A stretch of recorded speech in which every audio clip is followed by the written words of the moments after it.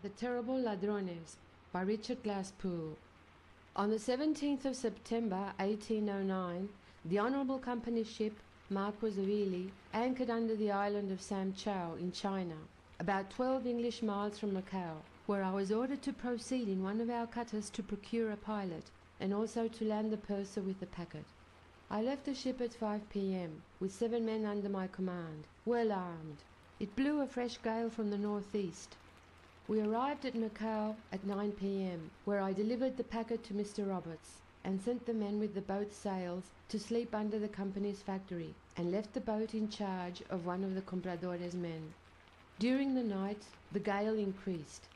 At 3:30 in the morning I went to the beach, and found the boat on shore half filled with water, in consequence of the man having left her.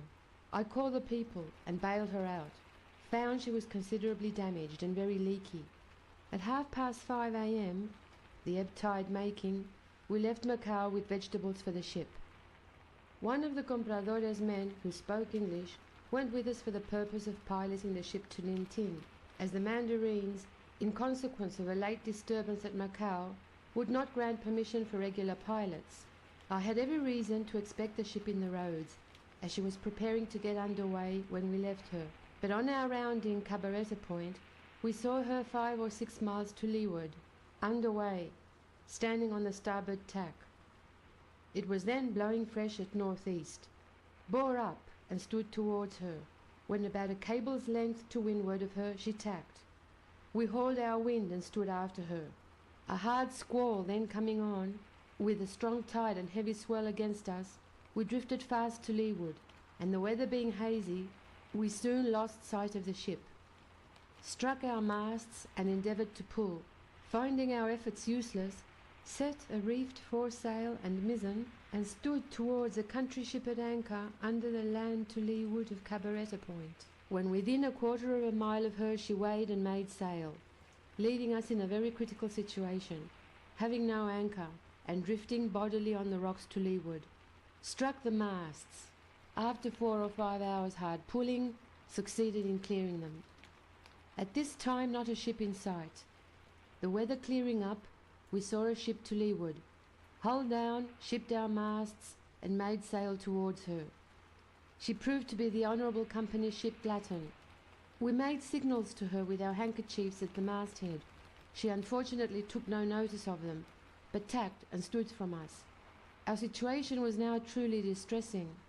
Night closing fast, with a threatening appearance, blowing fresh, with hard rain and a heavy sea, our boat very leaky, without a compass, anchor or provisions, and drifting fast on a lee shore, surrounded with dangerous rocks, and inhabited by the most barbarous pirates. I close reefed my sails, and kept tack and tack till daylight, when we were happy to find we had drifted very little to leeward of our situation in the evening. The night was very dark, with constant hard squalls and heavy rain. Tuesday the 19th, no ships in sight. About 10 o'clock in the morning it fell calm, with very hard rain and a heavy swell. Struck our masts and pulled, not being able to see the land, steered by the swell. When the weather broke up, found we had drifted several miles to leeward. During the calm, a fresh breeze springing up, made sail and endeavoured to reach the weather shore, and anchor with 6 muskets we had lashed together for that purpose.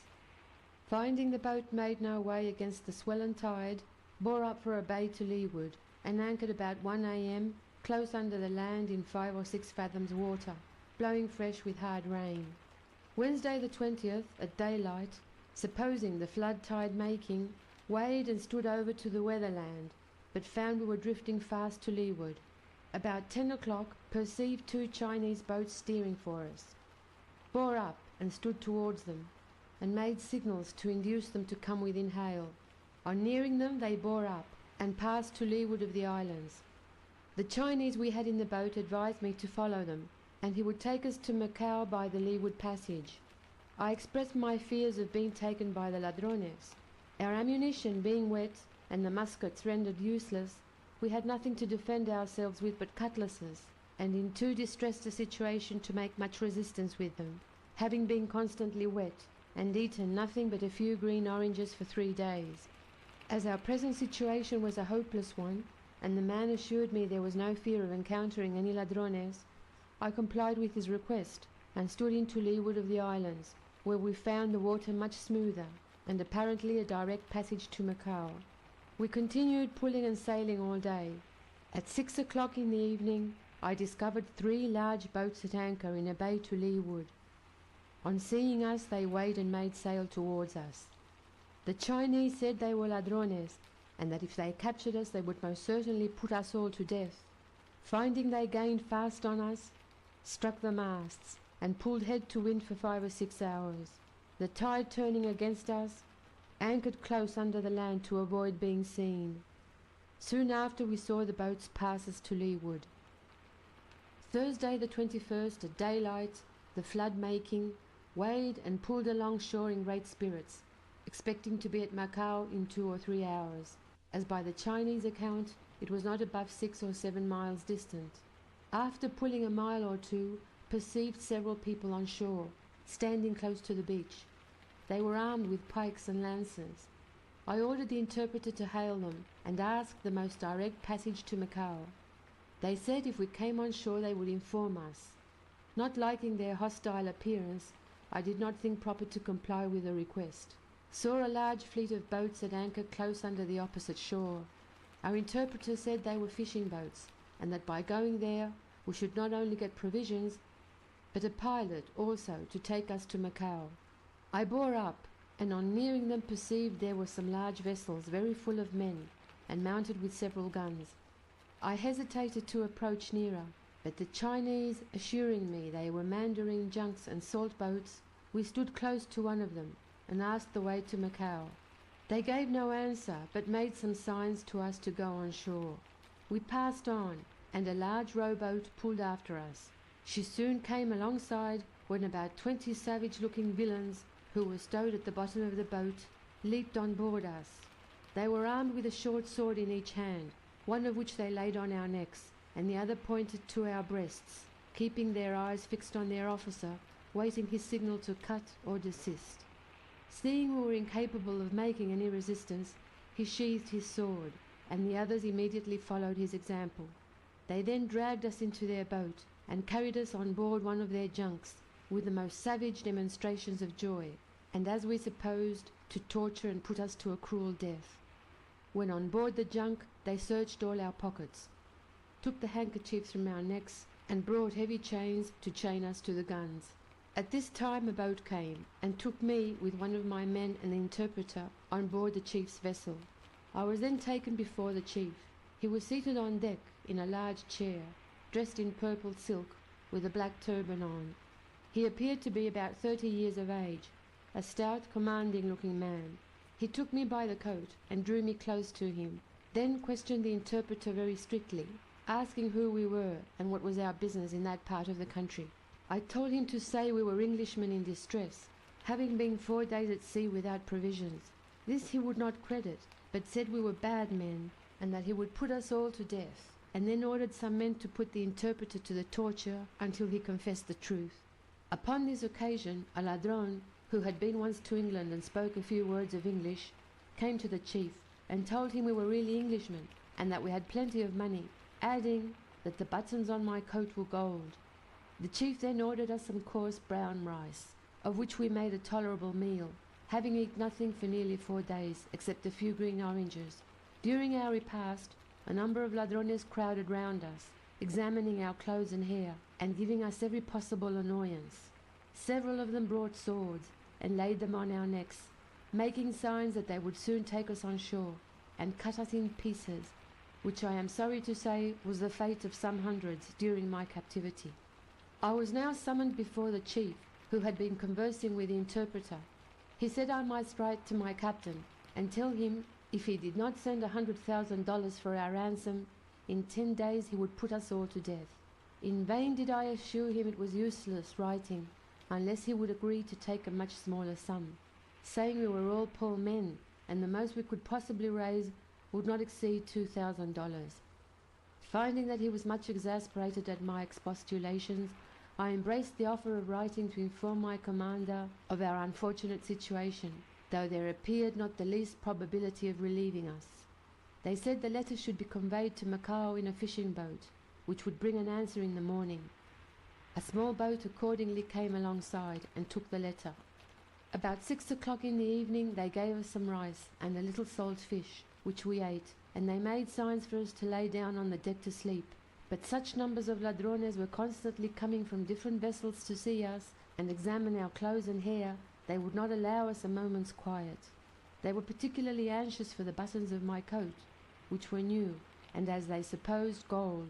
I took it off and laid it on the deck to avoid being disturbed by them. It was taken away in the night, and I saw it on the next day stripped of its buttons. About 9 o'clock a boat came and hailed the chief's vessel. He immediately hoisted his mainsail, and the fleet weighed, apparently in great confusion.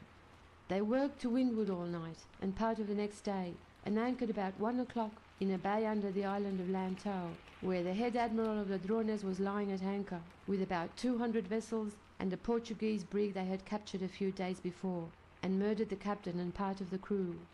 Saturday the 23rd, early in the morning, a fishing boat came to the fleet to inquire if they had captured an European boat.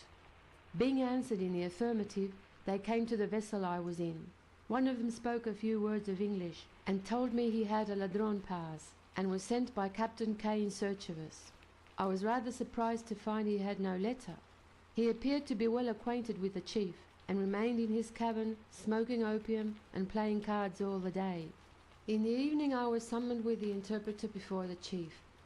He questioned us in a much milder tone, saying he now believed we were Englishmen, a people he wished to be friendly with, and that if our captain would lend him $70,000 till he returned from his cruise up the river, he would repay him and send us all to Macao. I assured him it was useless writing on those terms, and unless our ransom was speedily settled, the English fleet would sail and render our enlargement altogether ineffectual. He remained determined, and said if it were not sent, he would keep us and make us fight, or put us to death. I accordingly wrote and gave my letter to the man belonging to the boat before mentioned. He said he could not return with an answer in less than 5 days. The chief now gave me the letter I wrote when first taken. I have never been able to ascertain his reasons for detaining it, but suppose he dare not negotiate for our ransom without orders from the head admiral, who I understood was sorry at our being captured. He said the English ships would join the mandarines and attack them. He told the chief that captured us to dispose of us as he pleased. Monday the 24th, it blew a strong gale, with constant hard rain. We suffered much from the cold and wet, being obliged to remain on deck with no covering but an old mat, which was frequently taken from us in the night by the ladrones who were on watch. During the night the Portuguese who were left in the brig murdered the ladrones that were on board of her, cut the cables, and fortunately escaped through the darkness of the night. I have since been informed they ran her on shore near Macao. Tuesday the 25th at daylight in the morning, the fleet, amounting to about 500 sail of different sizes, weighed to proceed on their intended cruise up the rivers to levy contributions on the towns and villages. It is impossible to describe what were my feelings at this critical time, having received no answers to my letters, and the fleet under way to sail, hundreds of miles up a country never visited by Europeans, there to remain probably for many months, which would render all opportunities of negotiating for our enlargement totally ineffectual, as the only method of communication is by boats that have a pass from the ladrones, and they dare not venture above 20 miles from Macao, being obliged to come and go in the night to avoid the mandarines, and if these boats should be detected in having any intercourse with the ladrones, they are immediately put to death, and all their relations, though they had not joined in the crime, share in the punishment, in order that not a single person of their family should be left to imitate their crimes or revenge their death. This severity renders communication both dangerous and expensive. No boat would venture out for less than $100. Wednesday the 26th, at daylight, we passed in sight of our ships at anchor under the island of Chun Po. The chief then called me, pointed to the ships, and told the interpreter to tell us to look at them, for we should never see them again. About noon we entered a river to the westward of the Bogue, 3 or 4 miles from the entrance.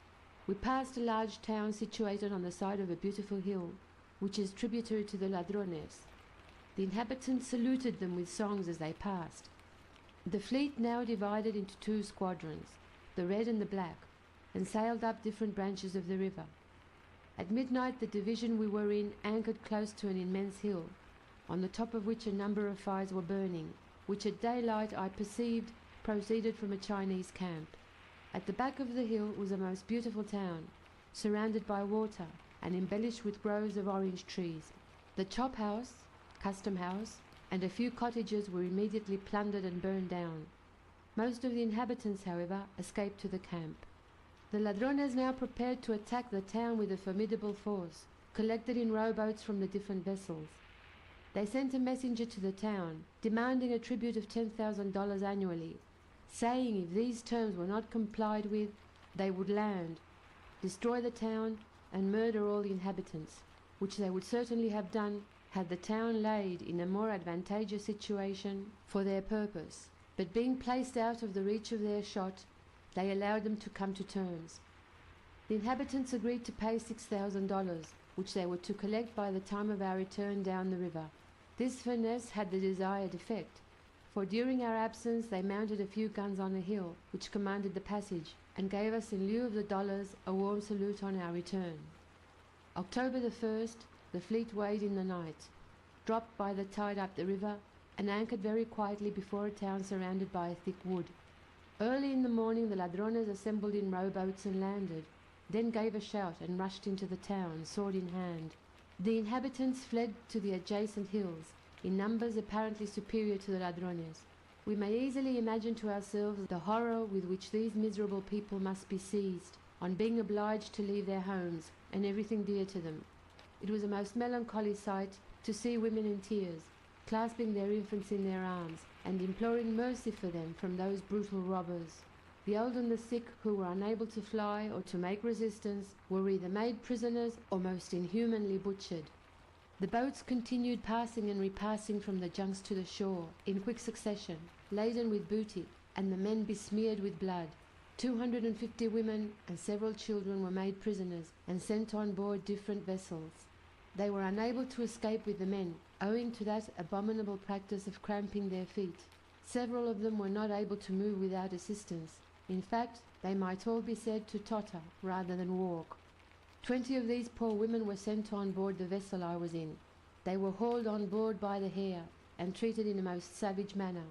When the chief came on board, he questioned them respecting the circumstances of their friends and demanded ransoms accordingly, from $6,000 to $600 each.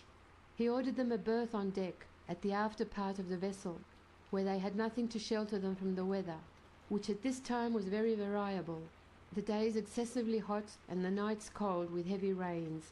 The town being plundered of everything valuable, it was set on fire and reduced to ashes by the morning. The fleet remained here 3 days, negotiating for the ransom of the prisoners and plundering the fish tanks and gardens.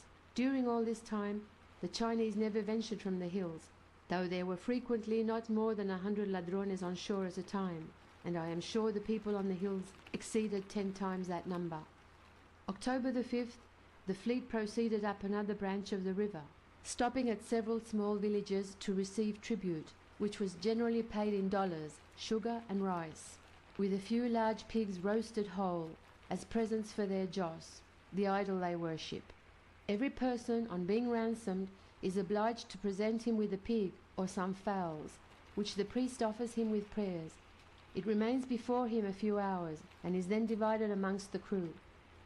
Nothing particular occurred till the 10th, except frequent skirmishes on shore between small parties of Ladrones and Chinese soldiers. They frequently obliged my men to go on shore and fight with the muskets we had when taken, which did great execution, the Chinese principally using bows and arrows.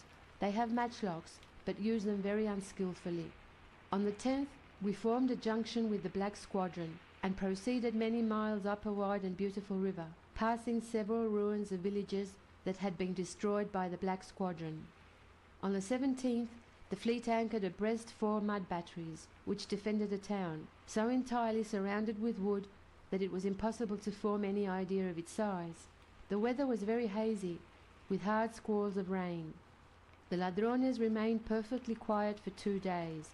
On the 3rd day, the forts commenced a brisk fire for several hours. The ladrones did not return a single shot, but weighed in the night and dropped down the river. The reasons they gave for not attacking the town or returning the fire were that Joss had not promised them success. They are very superstitious and consult their idol on all occasions. If his omens are good, they will undertake the most daring enterprises. The fleet now anchored opposite the ruins of the town where the women had been made prisoners. Here we remained 5 or 6 days, during which time about 100 of the women were ransomed. The remainder were offered for sale amongst the ladrones for $40 each.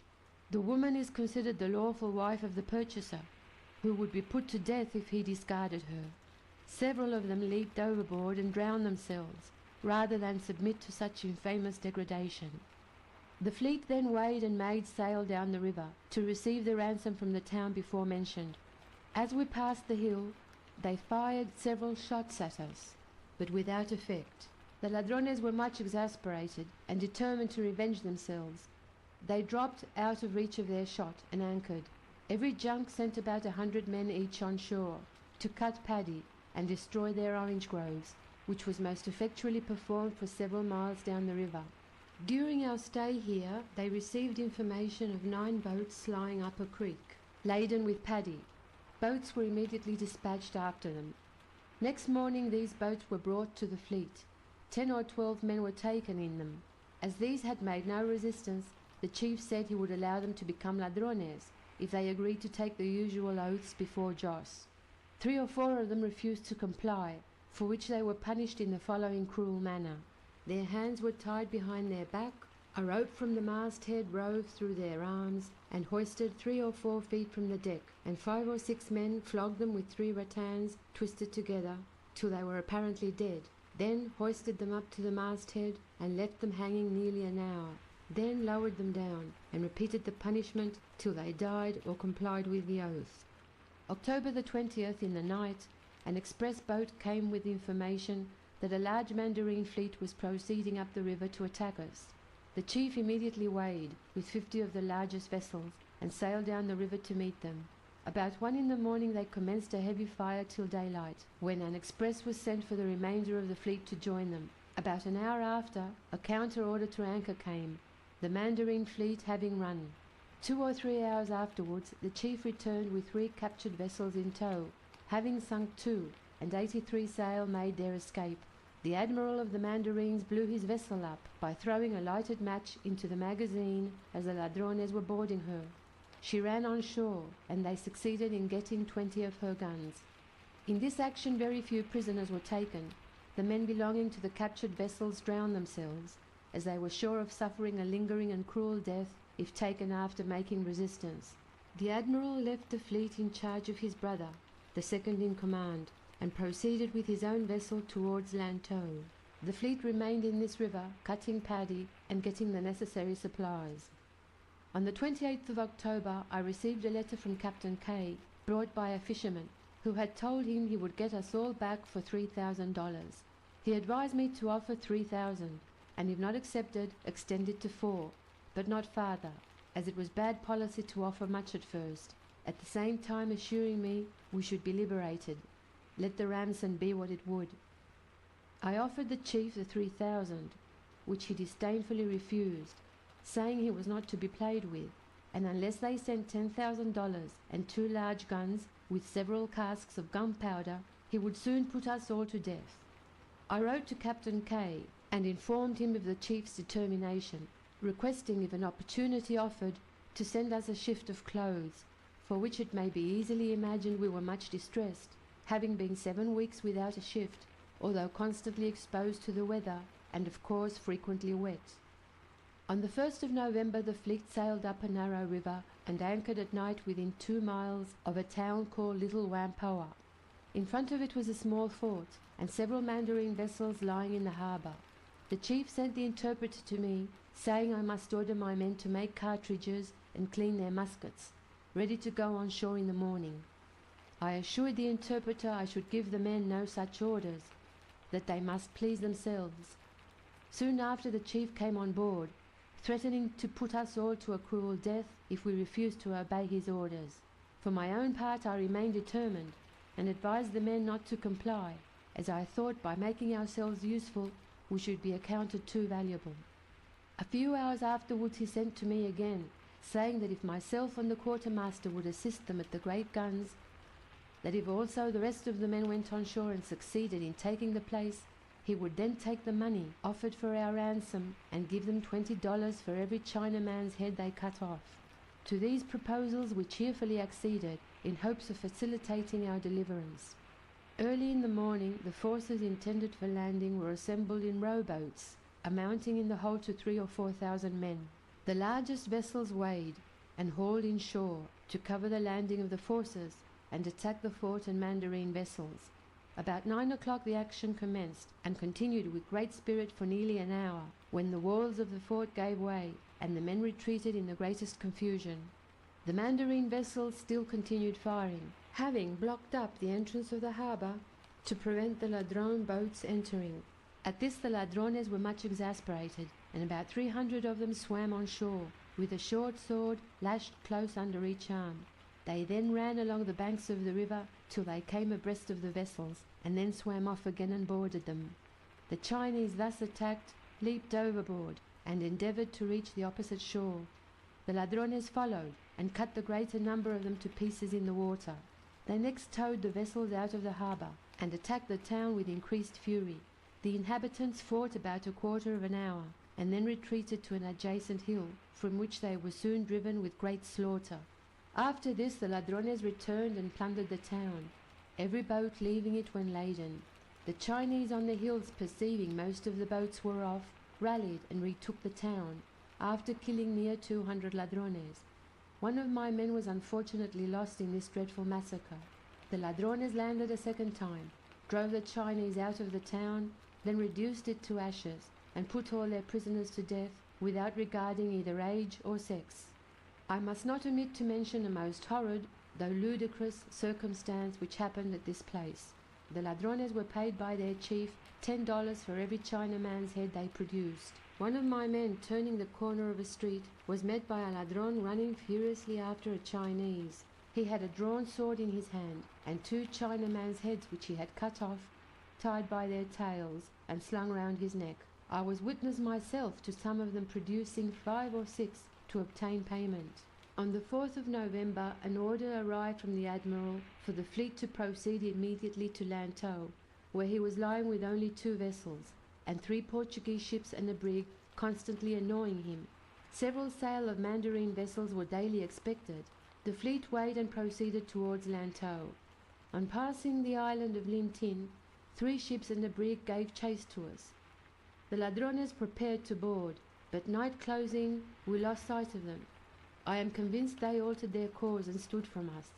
These vessels were in the pay of the Chinese government, and styled themselves the Invincible Squadron, cruising in the river Tigris to annihilate the Ladrones. On the 5th in the morning, the Red Squadron anchored in a bay under Lantow. The Black Squadron stood to the eastward. In this bay they hauled several of their vessels on shore to bream their bottoms and repair them. In the afternoon of the 8th of November, 4 ships, a brig and a schooner, came off the mouth of the bay. At first the pirates were much alarmed, supposing them to be English vessels come to rescue us. Some of them threatened to hang us to the masthead for them to fire at, and with much difficulty we persuaded them that they were Portuguese. The Ladrones had only 7 junks in a fit state for action. These they hauled outside, and moored them head and stern across the bay, and manned all the boats belonging to the repairing vessels ready for boarding. The Portuguese, observing these manoeuvres, hove to, and communicated by boats. Soon afterwards they made sail, each ship firing her broadside as she passed, but without effect, the shot falling far short. The Ladrones did not return a single shot, but waved their colours and threw up rockets to induce them to come further in, which they might easily have done, the outside junks lying in 4 fathoms water, which I sounded myself, though the Portuguese in their letters to Macau lamented there was not sufficient water for them to engage closer, but that they would certainly prevent their escaping before the Mandarine fleet arrived. On the 20th of November, early in the morning, I perceived an immense fleet of Mandarine vessels standing for the bay. On nearing us they formed a line and stood close in, each vessel, as she discharged her guns, tacked to join the rear and reload. They kept up a constant fire for about 2 hours, when one of their largest vessels was blown up by a firebrand thrown from a ladron junk, after which they kept at a more respectful distance, but continued firing without intermission till the 21st at night, when it fell calm. The ladrones towed out 7 large vessels, with about 200 rowboats to board them, but a breeze springing up, they made sail and escaped. The ladrones returned into the bay and anchored. The Portuguese and Mandarines followed, and continued a heavy cannonading during that night and the next day. The vessel I was in had her foremast shot away, which they supplied very expeditiously by taking a mainmast from a smaller vessel. On the 23rd in the evening it again fell calm. The ladrones towed out 15 junks in 2 divisions, with the intention of surrounding them, which was nearly effected, having come up with and boarded one, when a breeze suddenly sprung up. The captured vessel mounted 22 guns. Most of her crew leaped overboard. 60 or 70 were taken immediately, cut to pieces and thrown into the river. Early in the morning the ladrones returned into the bay and anchored in the same situation as before. The Portuguese and Mandarines followed, keeping up a constant fire. The ladrones never returned a single shot, but always kept in readiness to board, and the Portuguese were careful never to allow them an opportunity. On the 28th at night they sent in 8 fire vessels, which if properly constructed must have done great execution, having every advantage they could wish for to effect their purpose. A strong breeze and tide directly into the bay, and the vessels lying so close together that it was impossible to miss them. On their first appearance the ladrones gave a general shout, supposing them to be Mandarine vessels on fire, but were very soon convinced of their mistake. They came very regularly into the centre of the fleet, 2 and 2, burning furiously. One of them came alongside of the vessel I was in, but they succeeded in booming her off. She appeared to be a vessel of about 30 tons. Her hold was filled with straw and wood, and there were a few small boxes of combustibles on her deck, which exploded alongside of us without doing any damage. The ladrones, however, towed them all on shore, extinguished the fire and broke them up for firewood. The Portuguese claimed the credit of constructing these destructive machines, and actually sent a dispatch to the governor of Macau, saying they had destroyed at least 1/3 of the ladrones' fleet, and hoped soon to effect their purpose by totally annihilating them. On the 29th of November, the ladrones being all ready for sea, they weighed and stood boldly out, bidding defiance to the invincible squadron and imperial fleet, consisting of 93 war junks, 6 Portuguese ships, a brig and a schooner. Immediately the ladrones weighed, they made all sail. The ladrones chased them 2 or 3 hours, keeping up a constant fire. Finding they did not come up with them, they hauled their wind and stood to the eastward. Thus terminated the boasted blockade, which lasted 9 days, during which time the ladrones completed all their repairs. In this action not a single ladrone vessel was destroyed, and their loss about 30 or 40 men. An American was also killed, one of 3 that remained out of 8 taken in a schooner. I had 2 very narrow escapes. The first, a 12-pounder shot fell within 3 or 4 feet of me. Another took a piece out of a small brass swivel on which I was standing. The chief's wife frequently sprinkled me with garlic water, which they consider an effectual charm against shot.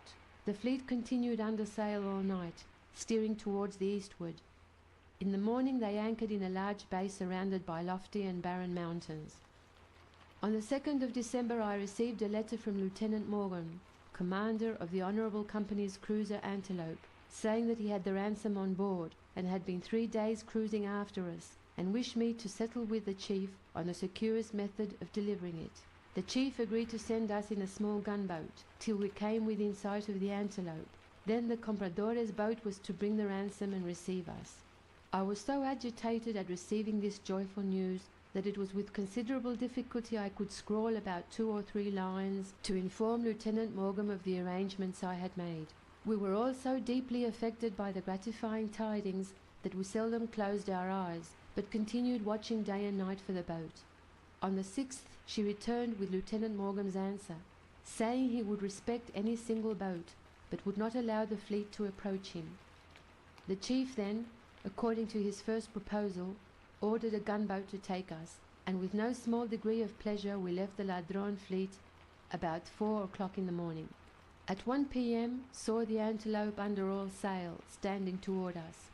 The Ladrone boat immediately anchored and dispatched the Compradore's boat for the ransom, saying that if she approached nearer, they would return to the fleet, and they were just weighing when she shortened sail and anchored about 2 miles from us. The boat did not reach her till late in the afternoon, owing to the tides being strong against her. She received the ransom and left the Antelope just before dark. A mandarine boat that had been lying concealed under the land and watching their manoeuvres gave chase to her and was within a few fathoms of taking her when she saw a light, which the Ladrones answered, and the mandarine hauled off. Our situation was now a most critical one. The ransom was in the hands of the Ladrones, and the Compradore dare not return with us for fear of a second attack from the mandarine boat. The Ladrones would not remain till morning, so we were obliged to return with them to the fleet. In the morning the chief inspected the ransom, which consisted of the following articles: 2 bales of superfine scarlet cloth, 2 chests of opium, 2 casks of gunpowder, and a telescope, the rest in dollars. He objected to the telescope not being new, and said he should detain one of us till another was sent, or $100 in lieu of it. The Compradore, however, agreed with him for the $100. Everything being at length settled, the chief ordered 2 gunboats to convey us near the Antelope.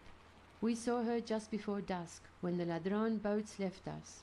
We had the inexpressible pleasure of arriving on board the Antelope at 7 p.m., where we were most cordially received and heartily congratulated on our safe and happy deliverance from a miserable captivity, which we had endured for 11 weeks and 3 days.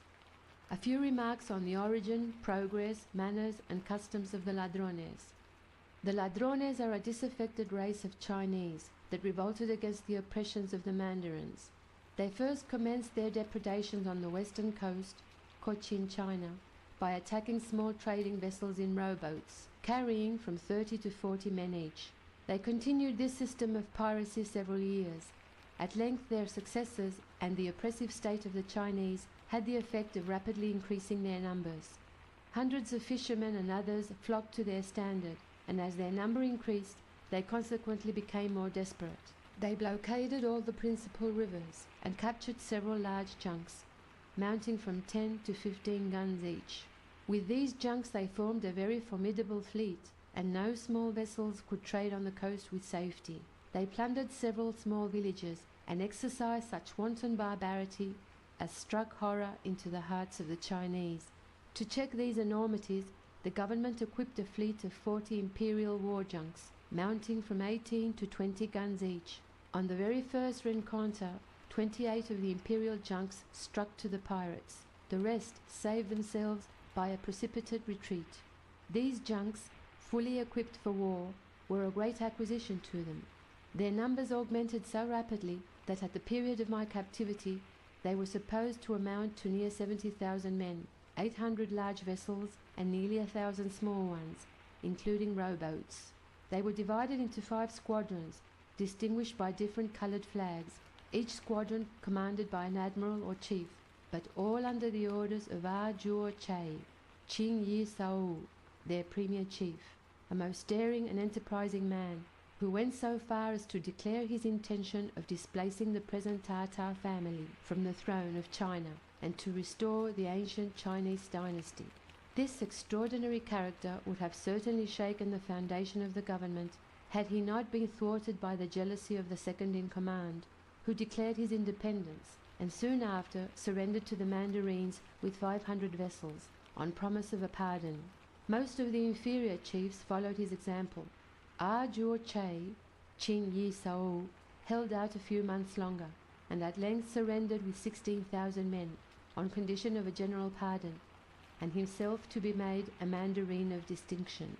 The Ladrones have no settled residence on shore, but live constantly in their vessels. The after part is appropriated to the captain and his wives. He generally has 5 or 6. With respect to conjugal rights, they are religiously strict. No person is allowed to have a woman on board unless married to her according to their laws. Every man is allowed a small berth, about 4 feet square, where he stows with his wife and family. From the number of souls crowded in so small a space, it must naturally be supposed they are horridly dirty, which is evidently the case, and their vessels swarm with all kinds of vermin, rats in particular, which they encourage to breed, and eat them as great delicacies. In fact, there are very few creatures they will not eat. During our captivity, we lived 3 weeks on caterpillars boiled with rice. They are much addicted to gambling, and spend all their leisure hours at cards and smoking opium. End of section 16. Recording by Marion Martin.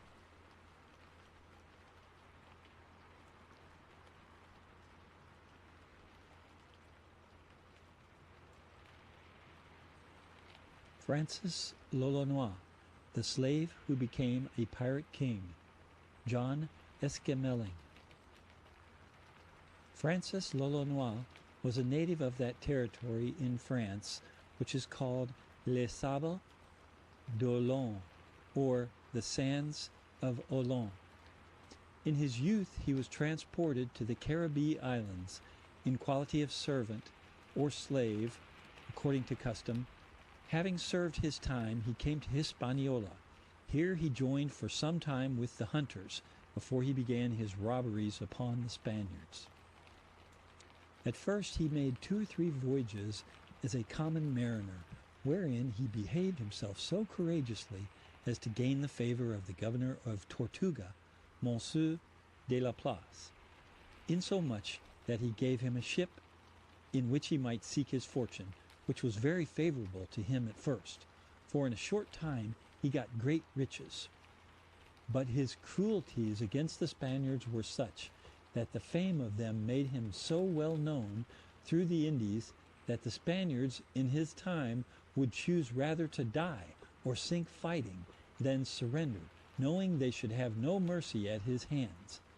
But fortune, being seldom constant, after some time turned her back, for in a huge storm he lost his ship on the coast of Campeche. The men were all saved, but coming upon dry land, the Spaniards pursued them and killed the greatest part, wounding also Lolonois. Not knowing how to escape, he saved his life by a stratagem, mingling sand with the blood of his wounds, with which, besmearing his face and other parts of his body, and hiding himself dexterously among the dead, he continued there till the Spaniards quitted the field. They being gone, he retired to the woods and bound up his wounds as well as he could. These being pretty well healed, he took his way to Campeche, having disguised himself in a Spanish habit. Here he enticed certain slaves to whom he promised liberty if they would obey him and trust to his conduct. They accepted his promises, and stealing a canoe, they went to sea with him. Now the Spaniards, having made several of his companions prisoners, kept them close in a dungeon, while Lolonois went about the town and saw what passed. These were often asked, "What has become of your captain?" To whom they constantly answered, "He is dead," which rejoiced the Spaniards, who made thanks to God for their deliverance from such a cruel pirate. Lolonois, having seen these rejoicings for his death, made haste to escape with the slaves above mentioned, and came safe to Tortuga, the common refuge of all sorts of wickedness, and the seminary, as it were, of pirates and thieves. Though now his fortune was low, yet he got another ship with craft and subtlety, and in it 21 men. Being well provided with arms and necessaries, he set forth for Cuba, on the south whereof is a small village called De los Gallos. The inhabitants drive a great trade in tobacco, sugar, and hides, and all in boats, not being able to use ships by reason of the little depth of that sea.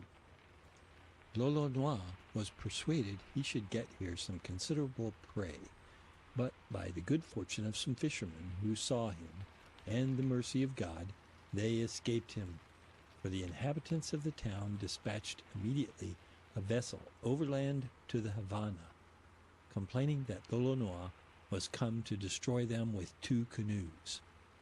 The governor could hardly believe this, having received letters from Campeche that he was dead.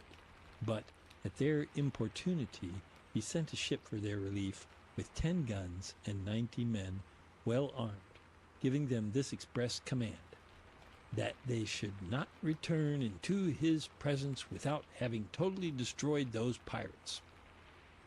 To this effect he gave them a Negro to serve for a hangman, and orders that they should immediately hang every one of the pirates excepting Lolonois, their captain, whom they should bring alive to the Havana. The ship arrived at Cayos, of whose coming the pirates were advertised beforehand, and instead of flying, they went to seek it in the river Estera, where she rode at anchor. The pirates seized some fishermen and forced them by night to show them the entry of the port, hoping soon to obtain a greater vessel than their 2 canoes, and thereby to mend their fortune. They arrived after 2 in the morning, very nigh the ship, and the watch on board the ship asking them whence they came, and if they had seen any pirates abroad. They caused one of the prisoners to answer they had seen no pirates, nor anything else, which answer made them believe that they were fled upon hearing of their coming.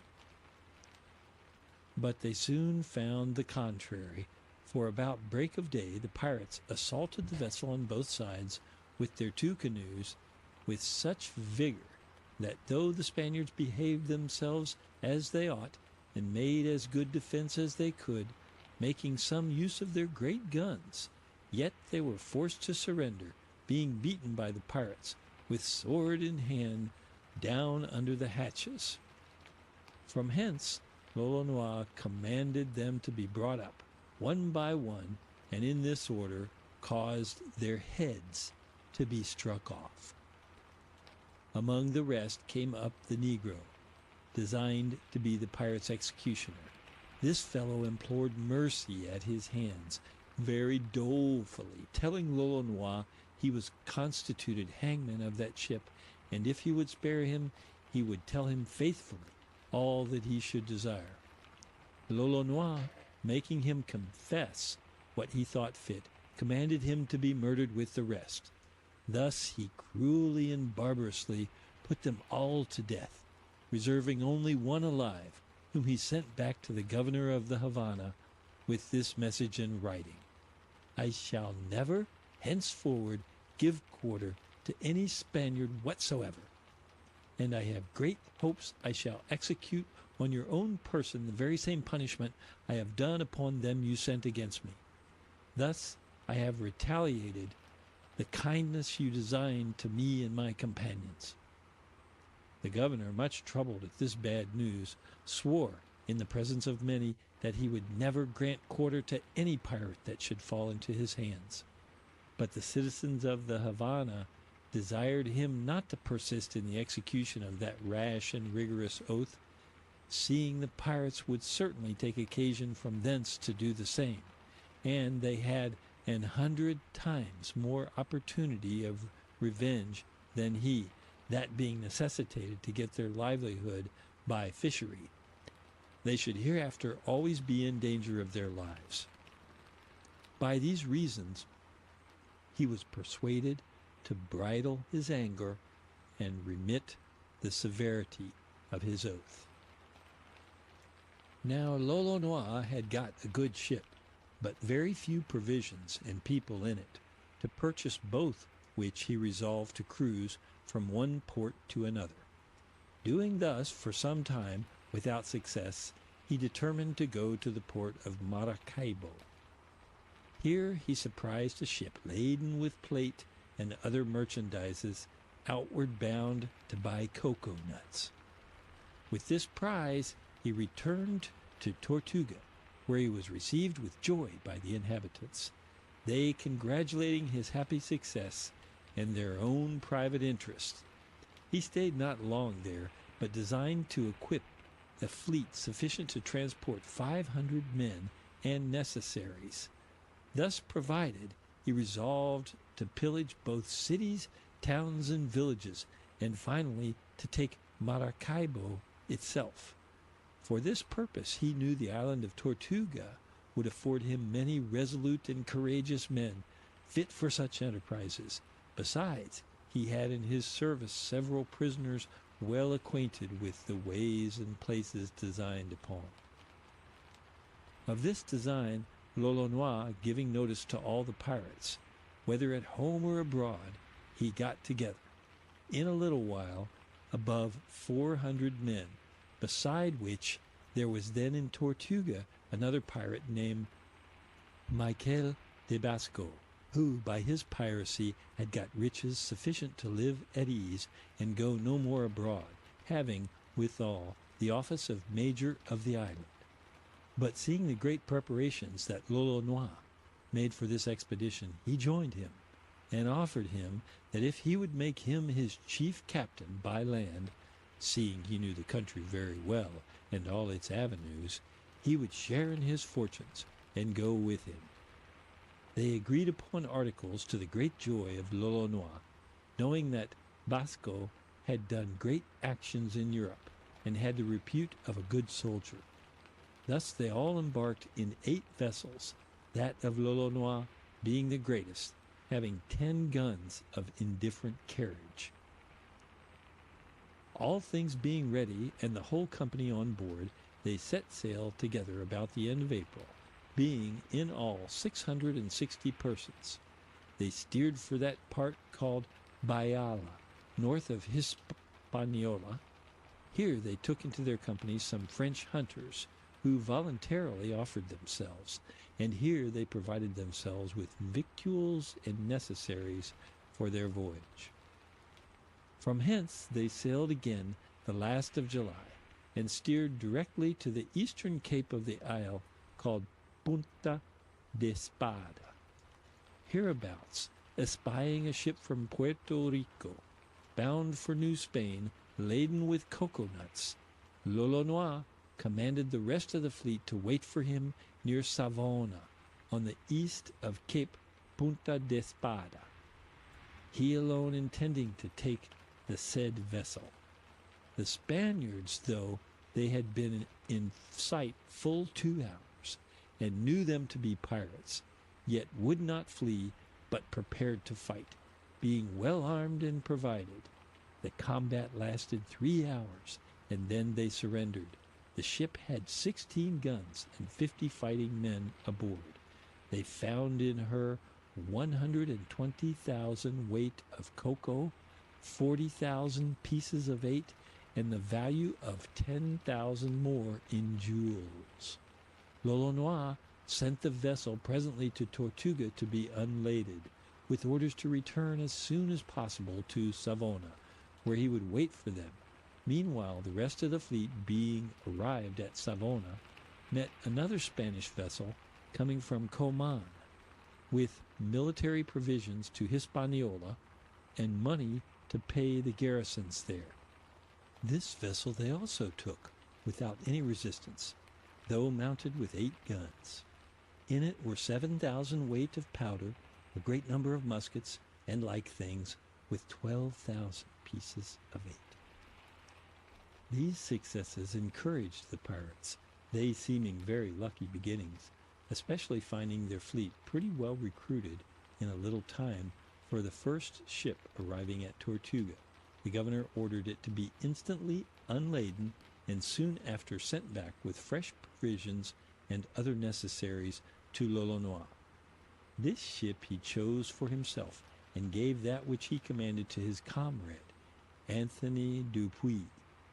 Being thus recruited with men in lieu of them he had lost in taking the prizes, and by sickness, he found himself in a good condition to set sail for Maracaibo, in the province of Nueva Venezuela, in the latitude of 12 degrees 10 minutes north. This island is 20 leagues long and 12 broad. To this port also belong the islands of Onega and Monges. The east side thereof is called Cape St. Roman, and the western side Cape of Caquibacoa. The gulf is called, by some, the Gulf of Venezuela, but the pirates usually call it the Bay of Maracaibo. At the entrance of this gulf are two islands extending from east to west. That towards the east is called Isla de las Vigilias, or the Watch Isle, because in the middle is a high hill on which stands a watch house. The other is called Isla de las Palomas, or the Isle of Pigeons. Between these two islands runs a little sea, or rather lake of fresh water, 60 leagues long and 30 broad, which, disgorging itself into the ocean, dilates itself about the said two islands. Between them is the best passage for ships, the channel being no broader than the flight of a great gun, of about 8 pounds. On the Isle of Pigeons standeth a castle, to impede the entry of vessels, all being necessitated to come very nigh the castle by reason of 2 banks of sand on the other side, with only 14 feet water. Many other banks of sand there are in this lake, as that called El Tablazo, or the Great Table, no deeper than 10 feet, 40 leagues within the lake.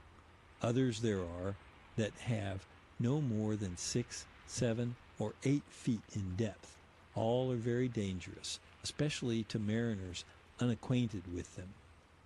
West hereof is the city of Maracaibo, very pleasant to the view, its houses being built along the shore, having delightful prospects all round. The city may contain 3,000 or 4,000 persons, slaves included, all which make a town of reasonable bigness. There are judged to be about 800 persons able to bear arms, all Spaniards. Here are 1 parish church, well built and adorned, 4 monasteries, and 1 hospital. The city is governed by a deputy governor, substituted by the governor of the Caracas. The trade here exercised is mostly in hides and tobacco. The inhabitants possess great numbers of cattle and many plantations, which extend 30 leagues in the country, especially towards the great town of Gibraltar, where are gathered great quantities of cocoa nuts and all other garden fruits, which serve for the regale and sustenance of the inhabitants of Maracaibo, whose territories are much drier than those of Gibraltar. Hither those of Maracaibo send great quantities of flesh, they making returns in oranges, lemons, and other fruits, for the inhabitants of Gibraltar want flesh, their fields not being capable of feeding cows or sheep. Before Maracaibo is a very spacious and secure port, wherein may be built all sorts of vessels, having great convenience of timber, which may be transported thither at little charge. Nigh the town lies also a small island called Borica, where they feed great numbers of goats, which cattle the inhabitants use more for their skins than their flesh or milk, they slighting these two, unless while they are tender and young kids. In the fields are fed some sheep, but of a very small size. In some islands of the lake and in other places hereabouts are many savage Indians, called by the Spaniards bravos, or wild. These could never be reduced by the Spaniards, being brutish and untamable. They dwell mostly towards the west side of the lake in little huts built on trees growing in the water, so to keep themselves from innumerable mosquitoes or gnats, which infest and torment them night and day. To the east of the said lake are whole towns of fishermen, who likewise live in huts built on trees, as the former. Another reason of this dwelling is the frequent inundations, for after great rains the land is often overflown for 2 or 3 leagues, there being no less than 25 great rivers that feed this lake. The town of Gibraltar is also frequently drowned by these, so that the inhabitants are constrained to retire to their plantations. Gibraltar, situate at the side of the lake about 40 leagues within it, receives its provisions of flesh as has been said, from Maracaibo. The town is inhabited by about 1,500 persons, whereof 400 may bear arms. The greatest part of them keep shops, wherein they exercise one trade or another. In the adjacent fields are numerous plantations of sugar and cocoa, in which are many tall and beautiful trees, of whose timber houses may be built and ships. Among these are many handsome and proportionable cedars, 7 or 8 feet about, of which they can build boats and ships, so as to bear only one great sail, such vessels being called piraguas. The whole country is well furnished with rivers and brooks, very useful in droughts, being then cut into many little channels to water their fields and plantations. They plant also much tobacco, well esteemed in Europe, and for its goodness is called there tobacco de sacerdotes, or priest tobacco. They enjoy nigh 20 leagues of jurisdiction, which is bounded by very high mountains, perpetually covered with snow. On the other side of these mountains is situate a great city called Merida, to which the town of Gibraltar is subject. All merchandise is carried hence to the aforesaid city on mules, and that but at one season of the year, by reason of the excessive cold in those high mountains. On the said mules returns are made in flour of meal, which comes from towards Peru, by the way of Estafe. Lolonois, arriving at the Gulf of Venezuela, cast anchor with his whole fleet out of sight of the Vigilia, or Watch Isle. Next day very early he set sail thence with all his ships for the lake of Maracaibo, where they cast anchor again. Then they landed their men with design to attack first the fortress that commanded the bar, therefore called de la Barra. This fort consisted only of several great baskets of earth placed on a rising ground, planted with 16 great guns, with several other heaps of earth round about for covering their men. The pirates, having landed a league off this fort, advanced by degrees toward it, but the governor, having espied their landing, had placed an ambuscade to cut them off behind while he should attack them in front. This the pirates discovered, and getting before, they defeated it so entirely that not a man could retreat to the castle. This done, Lolonois, with his companions, advanced immediately to the fort, and after a fight of almost 3 hours, with the usual desperation of this sort of people, they became masters thereof, without any other arms than swords and pistols, while they were fighting. Those who were the routed ambuscade, not being able to get into the castle, retired into Maracaibo in great confusion and disorder, crying, "The pirates will presently be here with 2,000 men and more." The city having formerly been taken by this kind of people and sacked to the uttermost, had still an idea of that misery, so that upon these dismal news they endeavored to escape towards Gibraltar in their boats and canoes, carrying with them all the goods and money they could. Being come to Gibraltar, they told how the fortress was taken, and nothing had been saved, nor any persons escaped. The castle thus taken by the pirates, they presently signified to the ships their victory, that they should come farther in without fear of danger. The rest of that day was spent in ruining and demolishing the said castle. They nailed the guns and burnt as much as they could not carried away, burying the dead and sending on board the fleet the wounded. Next day, very early, they weighed anchor and steered directly towards Maracaibo, about 6 leagues distant from the fort. But the wind failing that day, they could advance little, being forced to await the tide. Next morning, they came in sight of the town and prepared for landing under the protection of their own guns, fearing the Spaniards might have laid an ambuscade in the woods.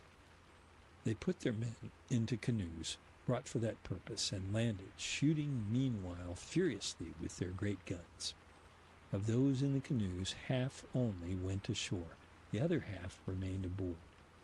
They fired from the ships as fast as possible towards the woody part of the shore, but could discover nobody. Then they entered the town, whose inhabitants were retired to the woods, and Gibraltar with their wives, children, and families. Their houses they left well provided with victuals, as flour, bread, pork, brandy, wines, and poultry, and with these the pirates fell to making good cheer, for in 4 weeks before they had no opportunity of filling their stomachs with such plenty. They instantly possessed themselves of the best houses in the town, and placed sentinels wherever they thought necessary. The great church served them for their main guard. Next day they sent out 160 men to find out some of the inhabitants in the woods thereabouts. These returned the same night, bringing with them 20,000 pieces of eight, several mules laden with household goods and merchandise, and 20 prisoners, men, women, and children. Some of these were put to the rack to make them confess where they had hid the rest of the goods, but they could extort very little from them. L'Olonois, who valued not murdering, though in cold blood, 10 or 12 Spaniards, drew his cutlass and hacked one to pieces before the rest, saying, "If you do not confess and declare where you have hid the rest of your goods, I will do the like to all your companions." At last, among these horrible cruelties and inhuman threats, one promised to show the place where the rest of the Spaniards were hid. But those that were fled, having intelligence of it, changed place, and buried the remnant of their riches underground, so that the pirates could not find them out, unless some of their own party should reveal them. Besides, the Spaniards, flying from one place to another every day, and often changing woods, were jealous even of each other, so that the father durst scarce trust his own son. After the pirates had been 15 days in Maracaibo, they resolved for Gibraltar, but the inhabitants, having received intelligence thereof, and that they intended afterwards to go to Merida, gave notice of it to the governor there, who was a valiant soldier, and had been an officer in Flanders. His answer was, he would have them take no care, for he hoped in a little while to exterminate the said pirates. Whereupon he came to Gibraltar with 400 men well armed, ordering at the same time the inhabitants to put themselves in arms, so that in all he made 800 fighting men. With the same speed he raised a battery toward the sea, mounted with 20 guns, covered with great baskets of earth. Another battery he placed in another place, mounted with 8 guns. This done, he barricaded a narrow passage to the town, through which the pirates must pass, opening at the same time another one, through much dirt and mud, into a wood which was totally unknown to the pirates. The pirates, ignorant of these preparations, having embarked all their prisoners and booty, took their way towards Gibraltar. Being come in sight of the place, they saw the royal standard hanging forth, and that those of the town designed to defend their homes. L'Olonois, seeing this, called a council of war, what they ought to do, telling his officers and mariners that the difficulty of the enterprise was very great, seeing the Spaniards had had so much time to put themselves in a posture of defense, and had got a good body of men together with much ammunition. But notwithstanding, said he, have a good courage. We must either defend ourselves like good soldiers, or lose our lives with all the riches we have got. Do as I shall do, who am your captain. At other times we have fought with fewer men than we have in our company at present, and yet we have overcome greater numbers than there possibly can be in this town. The more they are, the more glory and the greater riches we shall gain. The pirates supposed that all the riches of the inhabitants of Maracaibo were transported to Gibraltar, or at least the greatest part. After this speech they all promised to follow and obey him.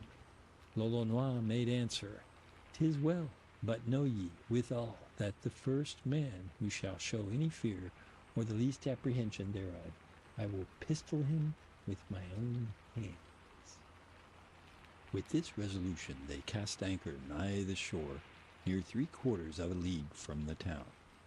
Next day, before sunrising, they landed 380 men well provided, and armed every one with a cutlass and 1 or 2 pistols, and sufficient powder and bullet for 30 charges. Here they all shook hands in testimony of good courage, and began their march, L'Olonois speaking thus: "Come, my brethren, follow me, and have good courage. They followed their guide, who, believing he led them well, brought them to the way which the governor had barricaded. Not being able to pass that way, they went to the other newly made in the wood among the mire, which the Spaniards could shoot into at pleasure. But the pirates, full of courage, cut down the branches of trees and threw them on the way, that they might not stick in the dirt. Meanwhile, those of Gibraltar fired with their great guns so furiously they could scarce hear nor see for the noise and smoke. Being past the wood, they came on firm ground, where they met with a battery of 6 guns, which immediately the Spaniards discharged upon them, all loaded with small bullets and pieces of iron, and the Spaniards, sallying forth, set upon them with such fury as caused the pirates to give way, few of them caring to advance towards the fort, many of them being already killed and wounded. This made them go back to seek another way, but the Spaniards, having cut down many trees to hinder the passage, they could find none, but were forced to return to that they had left. Here the Spaniards continued to fire as before, nor would they sally out of their batteries to attack them any more.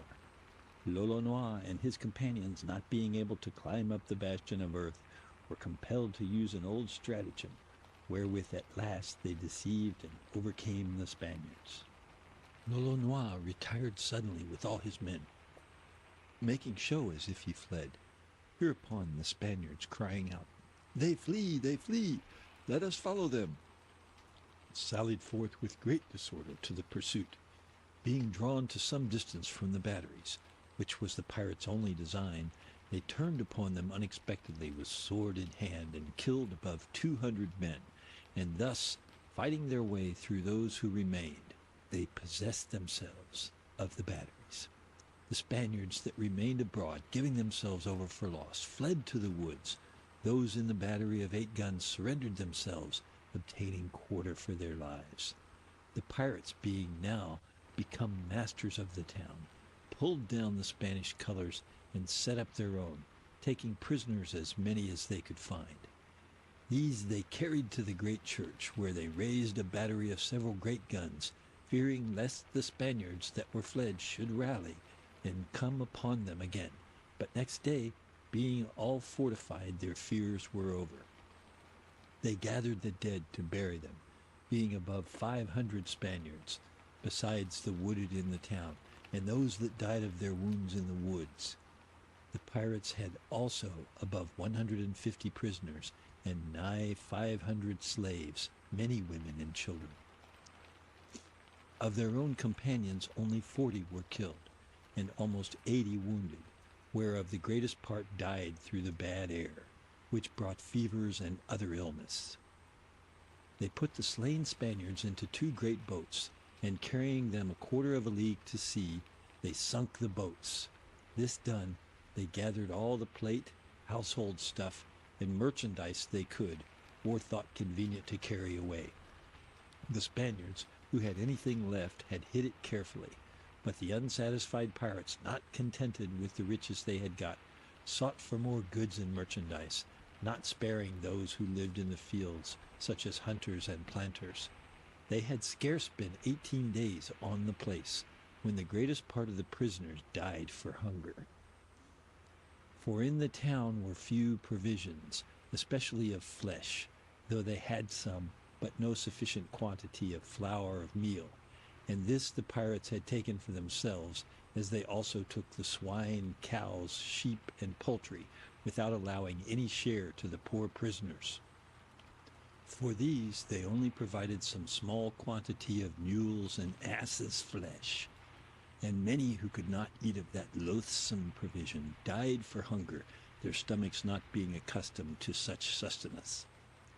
Of the prisoners many also died under the torment they sustained, to make them discover their money or jewels, and of these some had none, nor knew of none, and others, denying what they knew, endured such horrible deaths.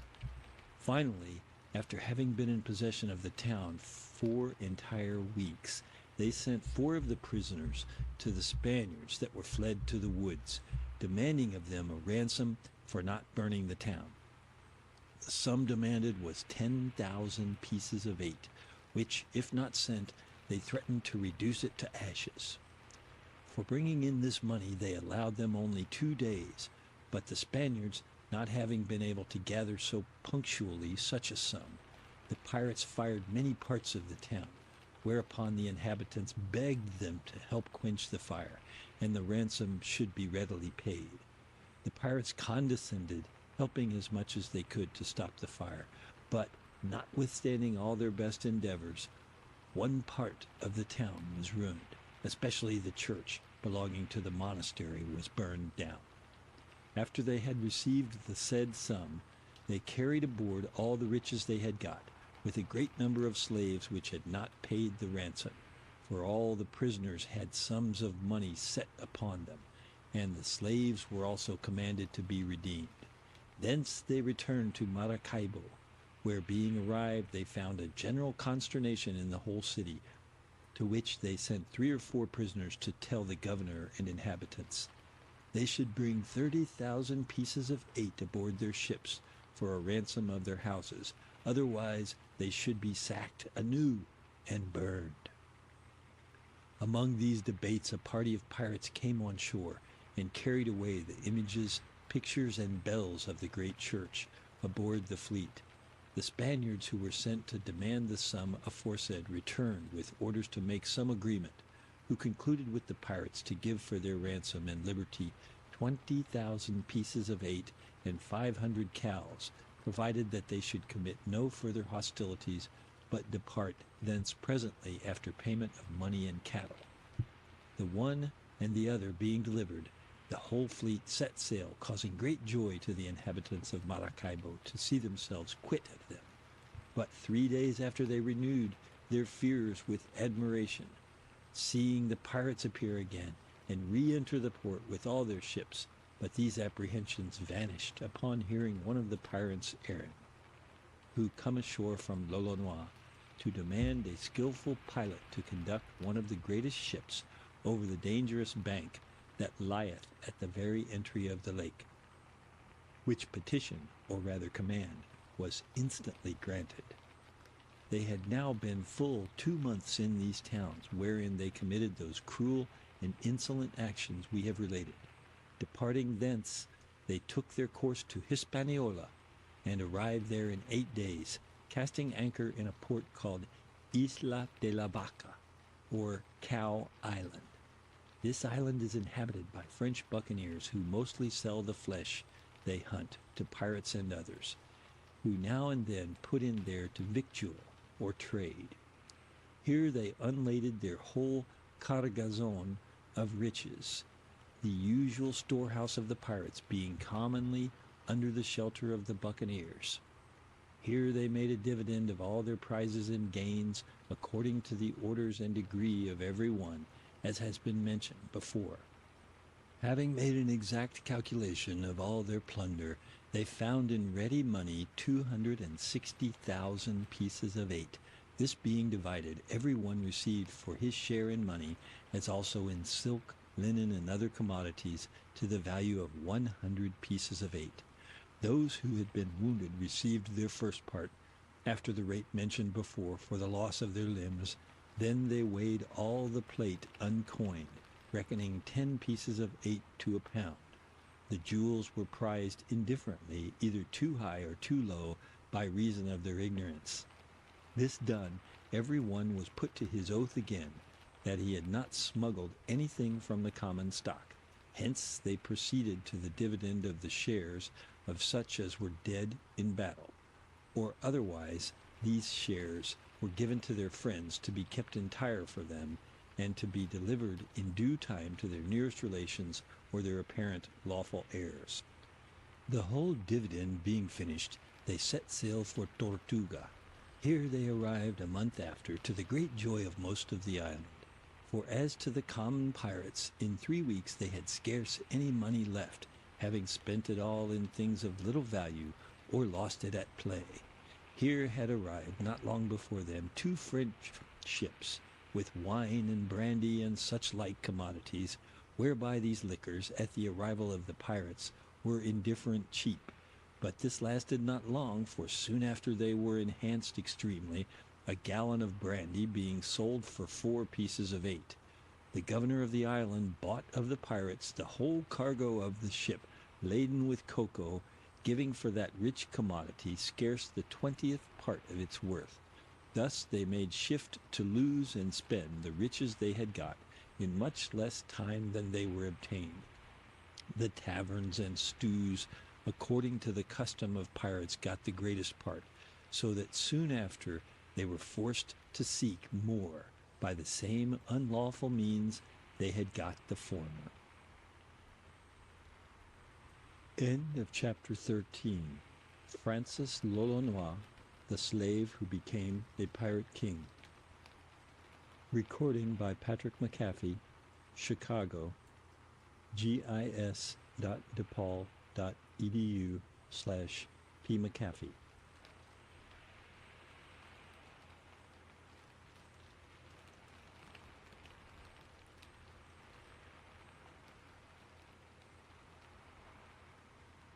The Female Captive.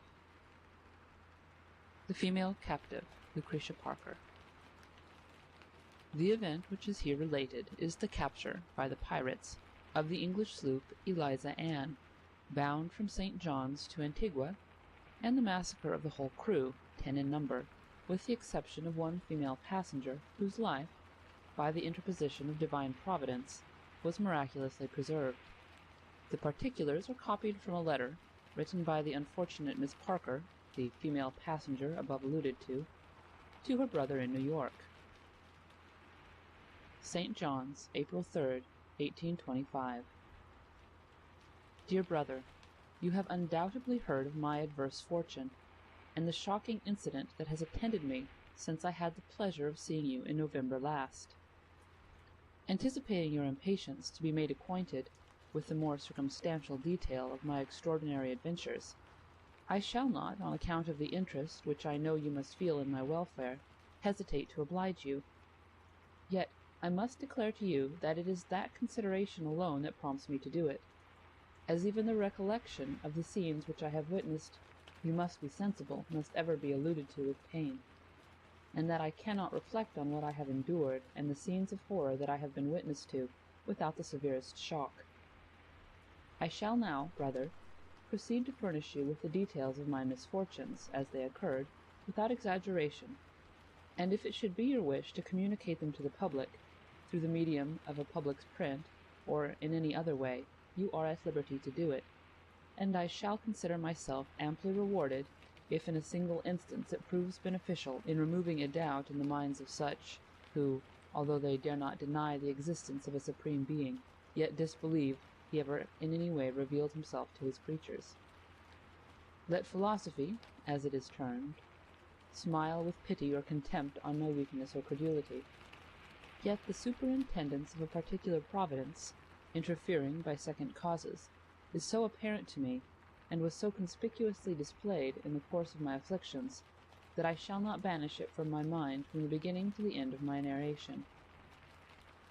On the 28th of February I took passage on board the ship Eliza Ann, Captain Charles Smith, for Antigua, in compliance with the earnest request of my brother Thomas and family, who had advised me that they had concluded to make that island the place of their permanent residence, having a few months previous purchased there a valuable plantation. We set sail with a favorable wind, and with every appearance of a short and pleasant voyage, and met with no incident to destroy or diminish those flattering prospects until about noon of the 14th day from that of our departure, when a small schooner was discovered standing toward us, with her deck full of men, and as she approached us, from her suspicious appearance there was not a doubt in the minds of any on board but that she was a pirate. When within a few yards of us, they gave a shout, and our decks were instantly crowded with the motley crew of desperadoes, armed with weapons of almost every description that can be mentioned, and with which they commenced their barbarous work by unmercifully beating and maiming all on board except myself. As a retreat was impossible, and finding myself surrounded by wretches, whose yells, oaths, and imprecations made them more resemble demons than human beings, I fell on my knees, and from one who appeared to have the command I begged for mercy, and permission to retire to the cabin, that I might not be either the subject or a witness of the murderous scene that I had but little doubt was about to ensue. The privilege was not refused me. The monster in human shape, for such was then his appearance, conducted me by the hand himself to the companionway, and pointing to the cabin, said to me, "Descend and remain there, and you will be perfectly safe, for although pirates, we are not barbarians to destroy the lives of innocent females."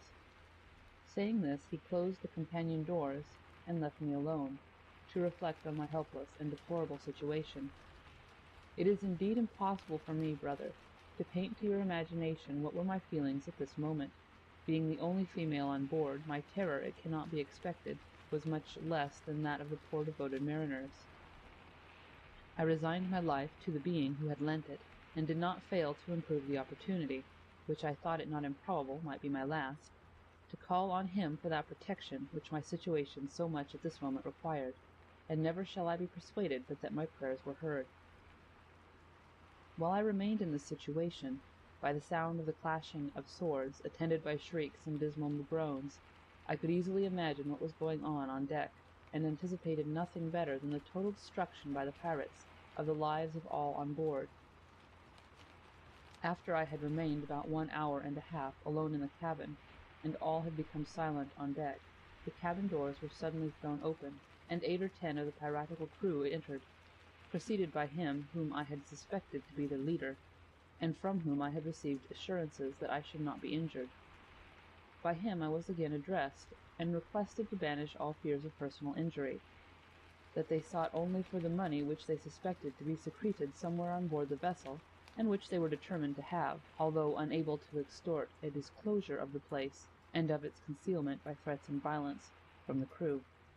The pirates now commenced a thorough search throughout the cabin. The trunks and chests belonging to the captain and mate were broken open, and rifled of their most valuable contents, nor did my baggage and stores meet any better fate. Indeed, this was a loss which at the moment caused me but little uneasiness. I felt that my life was too much in jeopardy to lament, in any degree, the loss of my worldly goods, surrounded as I was by a gang of the most ferocious-looking villains that my eyes ever before beheld, of different complexions, and each with a drawn weapon in his hand, some of them fresh crimsoned with the blood, as I then supposed, of my murdered countrymen, and whose horrid imprecations and oaths were enough to appall the bravest heart. Their search for money proving unsuccessful, with the exception of a few dollars which they found in the captain's chest, they returned to the deck, and setting sail on the sloop, steered her for the place of their rendezvous, a small island or key, not far distant, I imagine, from the island of Cuba, where we arrived the day after our capture. The island was nearly barren, producing nothing but a few scattered mangroves and shrubs, interspersed with the miserable huts of those outlaws of civilization, among whom power formed the only law, and every species of iniquity was here carried to an extent of which no person who had not witnessed a similar degree of pollution could form the most distant idea. As soon as the sloop was brought to an anchor, the hatches were thrown off, and the unfortunate crew ordered on deck, a command which, to my surprise, was instantly obeyed, as I had harbored strong suspicions that they had all been murdered by the pirates the day previous. The poor devoted victims, although alive, exhibited shocking proofs of the barbarity with which they had been treated by the unmerciful pirates, their bodies exhibiting deep wounds and bruises too horrible for me to attempt to describe. Yet, however great had been their sufferings, their lives had been spared only to endure still greater torments.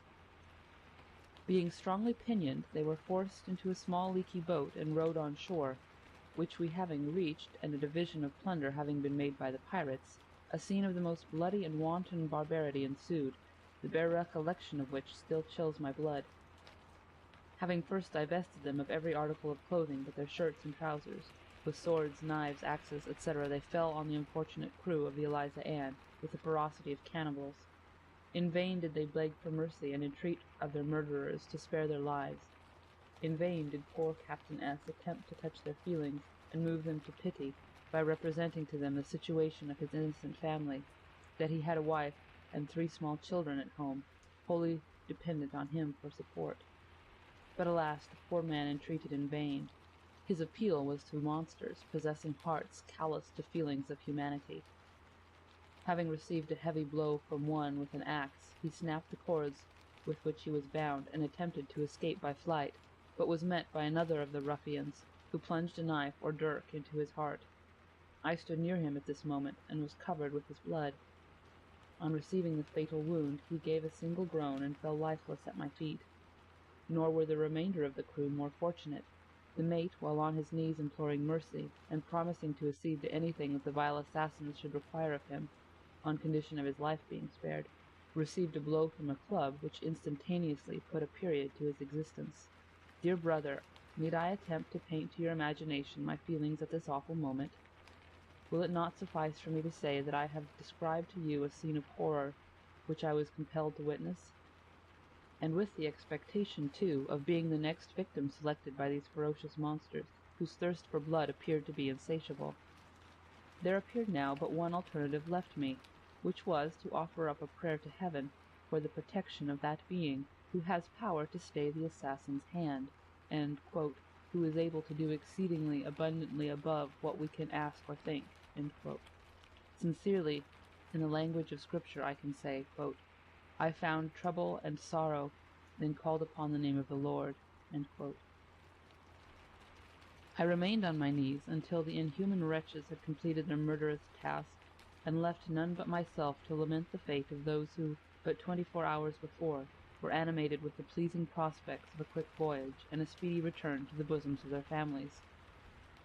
The wretch by whom I had been thrice promised protection, and who seemed to reign chief among them, again approached me with hands crimsoned with the blood of my murdered countrymen, and, with a savage smile, once more repeated his assurances that, if I would but become reconciled to my situation, I had nothing to fear. There was indeed something truly terrific in the appearance of this man, or rather monster, as he ought to be termed. He was of a swarthy complexion, nearly 6 feet in height. His eyes were large, black and penetrating. His expression was remarkable, and when silent his looks were sufficient to declare his meaning. He wore around his waist a leathern belt, to which was suspended a sword, a brace of pistols, and a dirk. He was, as I was afterward informed, the acknowledged chief among the pirates. All appeared to stand in awe of him, and no one dared to disobey his commands. Such, dear brother, was a character who had promised me protection if I would become reconciled to my situation, in other words, subservient to his will. But whatever might have been his intentions, although now in his power, without visible friend to protect me, yet such full reliance did I place in the Supreme Being, who sees and knows all things, and who has promised his protection to the faithful in the hour of their tribulation, that I felt myself in a less degree of danger than you or anyone would probably imagine. As the day drew near to a close, I was conducted to a small, temporary hut or cabin, where I was informed I might repose peaceably for the night, which I did without being disturbed by anyone. This was another opportunity that I did not suffer to pass unimproved to pour out my soul to that being, who had already given me reasons to believe that he did not say to the house of Jacob, Seek you me in vain. Oh, that all sincere Christians would in every difficulty make him their refuge. He is a hopeful stay. Early in the morning ensuing, I was visited by the wretch alone whom I had viewed as chief of the murderous band. As he entered and cast his eyes upon me, his countenance relaxed from its usual ferocity to a feigned smile. Without speaking a word, he seated himself on a bench that the cabin contained, and drawing a table towards him, leaned upon it, resting his cheek upon his hand. His eyes for some moments were fixed in steadfast gaze on the ground, while his whole soul appeared to be devoured by the most diabolical thoughts. In a few moments he arose from his seat and hastily traversed the hut, apparently in extreme agitation, and not infrequently fixing his eyes steadfastly upon me. But that Providence, which, while it protects the innocent, never suffers the wicked to go unpunished, interposed to save me and to deliver me from the hands of this remorseless villain, at the very instant when in all probability he intended to have destroyed my happiness forever. On a sudden the pirate's bugle was sounded, which, as I was afterward informed, was the usual signal of a sail in sight. The ruffian monster thereupon, without uttering a word, left my apartment, and hastened with all speed to the place of their general rendezvous on such occasions.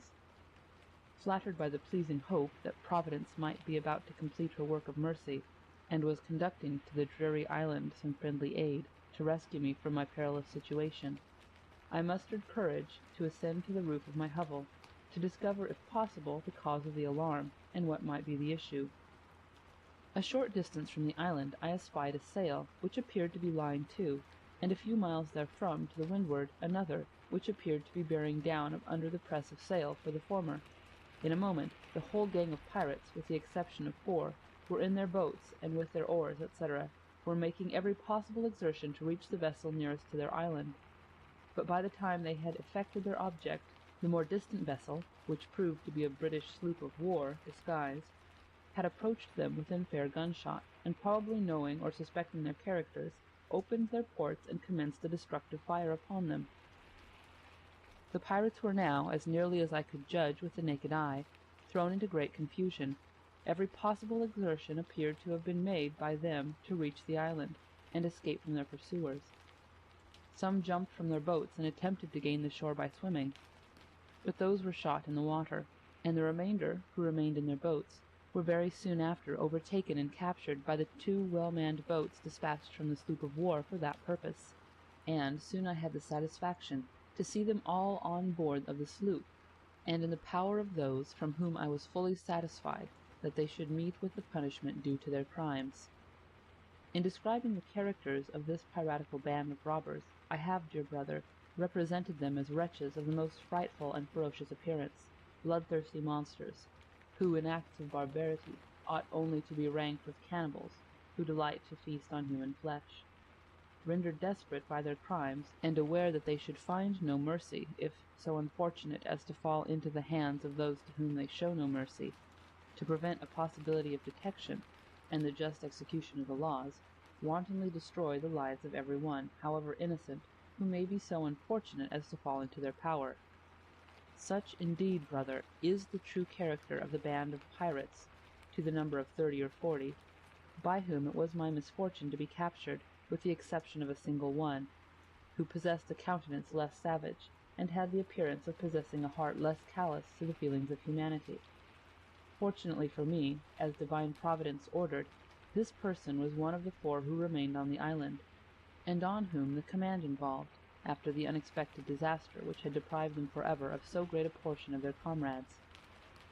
From this man, after the capture of the murderous tyrant, to whose commands he had been compelled to yield, I received the kindest treatment, and assurances that I should be restored to liberty and to my friends when an opportunity should present, or when it could be consistently done with the safety of their lives and liberty.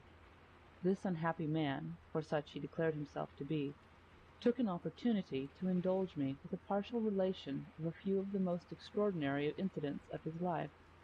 He declared himself an Englishman by birth, but his real name and place of nativity was, he said, a secret he would never disclose. "Although I must," said he, "acknowledge myself by profession a pirate, yet I can boast of respectable parentage, and the time once was when I myself sustained an unimpeachable character.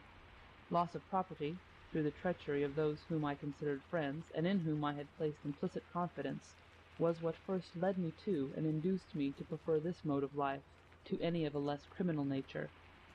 But although I voluntarily became the associate of a band of wretches, the most wicked and unprincipled perhaps on earth, yet I solemnly declare that I have not in any one instance personally deprived an innocent fellow creature of life. It was an act of barbarity at which my heart ever recoiled, and against which I always protested. With the property I always insisted we ought to be satisfied, without the destruction of the lives of such who were probably the fathers of families, and who had never offended us. But our gang was, as you may suppose, chiefly composed of and governed by men without principle, who appeared to delight in the shedding of blood, and whose only excuse has been that by acting with too much humanity in the sparing of life, they might thereby be exposed and themselves arraigned to answer for their crimes at an earthly tribunal. You can have no conception, madam, continued he, of the immense property that has been piratically captured, and of the number of lives that have been destroyed by this gang alone, and all without the loss of a single one in our party until yesterday, when, by an unexpected circumstance, our number has been reduced, as you see, from 35 to 4. This island has not been our constant abiding place, but the bodies of such as have suffered here have always been conveyed a considerable distance from the shore. and thrown into the sea, where they are probably devoured by sharks, as not a single one has ever been known afterward to drift on our shores. The property captured has not been long retained on this island, but shipped to a neighboring port, where we have an agent to dispose of it. Of the great number of vessels captured by us, continued he, you are the first and only female that has been so unfortunate as to fall into our hands, and from the moment that I first saw you in our power, well knowing the brutal disposition of him whom we acknowledged our chief, I trembled for your safety, and viewed you as one deprived perhaps of the protection of a husband or brother, to become the victim of an unpitying wretch, whose pretended regard for your sex and his repeated promises of protection were hypocritical, a mere mask to lull your fears until he could effect your ruin. His hellish designs, agreeable to his own declarations, would have been carried into effect the very morning that he last visited you, had not an all-wise Providence interfered to save you. And so sensible I am to the unexpected circumstance of his capture, as well as that of the most of our gang, as desperate and unprincipled as himself, must have been an order of him from whose all-seeing eye no evil transaction can be hidden, that were I so disposed, I should be deterred from doing you any injury through fear of meeting with a similar fate. Nor do my 3 remaining companions differ with me in opinion, and we all now most solemnly pledge ourselves that so long as you remain in our power, you shall have nothing to complain of but the deprivation of society, of whose company, no doubt, would be more agreeable to you, and as soon as it can be done consistently with our safety, you shall be conveyed to a place from which you may obtain a passage to your friends. We have now become too few in number to hazard a reputation of our piratical robberies, and not only this, but some of our captured companions, to save their own lives, may prove treacherous enough to betray us. We are therefore making preparation to leave this island for a place of more safety, when you, madam, shall be conveyed and set at liberty as I have promised you. Dear brother, if you before doubted, is not the declaration of this man, which I have recorded as correctly as my recollection will admit of, sufficient to satisfy you that I owe my life and safety to the interposition of a divine providence? Oh yes, surely it is, and I feel my insufficiency to thank and praise my heavenly protector as I ought, for his loving kindness in preserving me from the evil designs of wicked men, and for finally restoring me to liberty and to my friends. I cannot praise him as I would, but he is merciful and good. From this moment every preparation was made by the pirates to remove from the island. The small quantity of stores and goods which remained on hand, principally of the Eliza Ann's cargo, was either buried on the island or conveyed away in their boats in the night to some place unknown to me.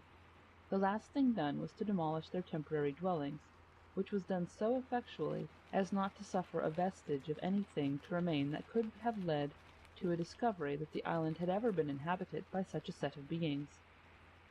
11 days from that of the capture of the Eliza Ann, the pirates having previously put on board several bags of dollars, which from the appearance of the former I judged had been concealed in the earth, I was ordered to embark with them, but for what place I then knew not.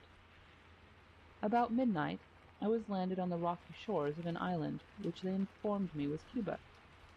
They furnished me with a few hard biscuit and a bottle of water, and directed me to proceed early in the morning in a northeast direction, to a house about a mile distance, where I was told I would be well treated and furnished with a guide that would conduct me to Montances. With these directions they left me, and I never saw them more. At daybreak I set out in search of the house to which I had been directed by the pirates, and which I had the good fortune to reach in safety in about an hour and a half. It was a humble tenement thatched with canes, without any flooring on the ground, and was tenanted by a man and his wife only, from whom I met with a welcome reception, and by whom I was treated with much hospitality.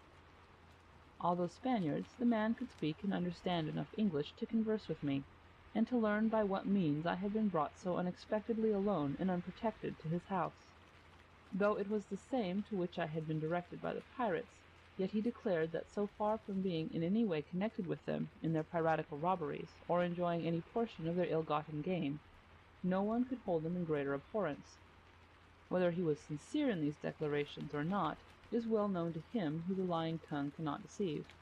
But it is justice to them to say that both by the man and his wife I was treated with kindness, and it was with apparent emotions of pity that they listened to the tale of my sufferings. By their earnest request I remained with them until the morning ensuing, when I set out on foot to Montansi, accompanied by the Spaniard who had kindly offered to conduct me to that place, which we reached about 7 in the evening the same day. At Montansi's I found many Americans and Europeans, by whom I was kindly treated, and who proffered their services to restore me to my friends. But as there were no vessels bound direct from thence to Antigua or St. John's, I was persuaded to take passage for Jamaica, where it was the opinion of my friends I might obtain a passage more speedily for one or the other place, and where I safely arrived after a pleasant voyage of 4 days. The most remarkable and unexpected circumstance of my extraordinary adventures I have yet, dear brother, to relate. Soon after my arrival at Jamaica, the authority having been made acquainted with the circumstance of my recent capture by the pirates, and the extraordinary circumstances which produced my liberation, requested that I might be conducted to the prison, to see if I could, among a number of pirates recently committed, recognize any of those by whom I had been captured. I was accordingly attended by 2 or 3 gentlemen and 2 young ladies, who had politely offered to accompany me, to the prison apartment, on entering which, I not only instantly recognized among a number therein confined the identical savage monster of whom I had so much occasion to speak, the pirate's chief, but the most of those who had composed his gang, and who were captured with him. The sudden and unexpected introduction into their apartment of one whom they had probably in their minds numbered with the victims of their wanton barbarity, produced unquestionably on their minds not an inconsiderable degree of horror as well as surprise, and, considering their condemnation now certain, they had no doubt heaped curses upon their more fortunate companions for sparing the life and setting at liberty one whom an all-wise Providence had conducted to and placed in a situation to bear witness to their unprecedented barbarity. Government having through me obtained the necessary proof of the guilt of these merciless wretches, after a fair and impartial trial they were all condemned to suffer the punishment due to their crimes, and 7 ordered for immediate execution, one of whom was a barbarian, their chief. After the conviction and condemnation of this wretch, in hopes of eluding the course of justice, he made, as I was informed, an attempt on his own life, by inflicting upon himself deep wounds with a knife which he had concealed for that purpose. But in this he was disappointed, the wounds not proving so fatal as he probably anticipated. I never saw this hardened villain or any of his equally criminal companions after their condemnation, although strongly urged to witness their execution, and am therefore indebted to one who daily visited them for the information of their behavior from that period until that of their execution, which, as regarded the former, I was informed was extremely impenitent, while that proceeding to the place of ignominy and death, he talked with shocking unconcern, hinting that by being instrumental in the destruction of so many lives, he had become too hardened and familiar with death to feel much intimidated at its approach. He was attended to the place of execution by a Roman Catholic priest, who, it was said, labored to convince him of the atrociousness of his crimes, but he seemed deaf to all admonition and exhortation, and appeared insensible to the hope of happiness or fear of torment in a future state, and, so far from exhibiting a single symptom of penitence, declared that he knew of but one thing for which he had cause to reproach himself, which was in the sparing of my life and not ordering me to be butchered as the others had been. How awful was the end of the life of this miserable criminal! He looked not with harmony, regard, or a single penitent feeling toward one human being in the last agonies of an ignominious death. After remaining 9 days at Jamaica, I was so fortunate as to obtain a passage with Captain Elsmore direct for St. John's.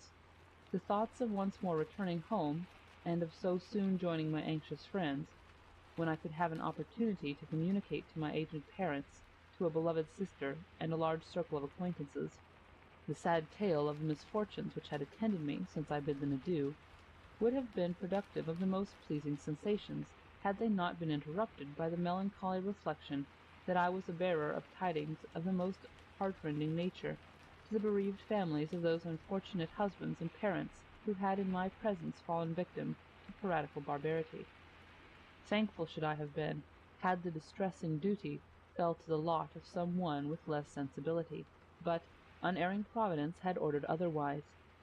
We arrived safe at our port of destination, after a somewhat boisterous passage of 18 days. I found my friends all well, but the effects produced on their minds by the relation of the distressing incidents and adverse fortune that had attended me since my departure, I shall not attempt to describe, and much less can you expect, brother, that I should attempt a description of the feelings of the afflicted widow and fatherless child who first received from me the melancholy tidings that they were so. Thus, brother, I have furnished you with as minute a detail of the sad misfortunes that have attended me in my intended passage to Antigua in February and March last, as the circumstances will admit of. And here permit me once more to repeat my inquiry. Is it not sufficient to satisfy you and every reasonable person that I owe my life and liberty to the interposition of a divine providence? So fully am I persuaded of this, dear brother, and of my great obligations to that Supreme Being, who turned not away from my prayer nor his mercy from me, that I am determined to engage with my whole heart to serve him the residue of my days on earth, by the aid of his heavenly grace, and invite all who profess to fear him, should a single doubt remain on their minds, to come and hear what he hath done for me. I am, dear brother, affectionately yours, Lucretia Parker.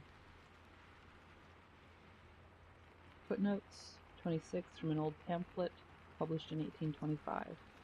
End of section 17.